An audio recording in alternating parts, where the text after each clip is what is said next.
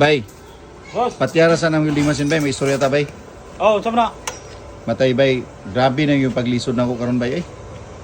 Pero tinigyan na ako kalisod karon nya, gidungagan pa ning ulan-ulan. Grabe gini nga panahon karon, isungog-sungog jud ko. Sa kay may buhaton na kuha ni bay ba? Boss, ang may buhaton nimo, boss. Unsa man bay? Kung dili nimo makaya, Hmm. ayaw pugsa. Oh, Kaya naman ko diri nga andang ko mo manage ani nga shop. amo ba? Oh, Matay bay no? May ka nang idea bay? Kanang gi-suggest nimo sa ako? maayo kayo eh. Kung kini nga shop nga dili man para sa imo, pasin day para po ni sako. Amo ba? Oh, Isa sabay ha, kadali lang kayo. Ako sang hunonon akong kagalingon ha. Unaw na sa ko. Matay tawhan na nga ate oh. Nagyuday daw tambala kaning siya pa gyud. Kay matay.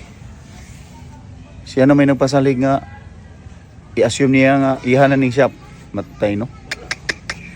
May baka ni yang gi-suggest ako sa tawa na. Grabe naging ang paglisod. Kini siya pa, hapit na gini ako. Gamay na lagi kulang.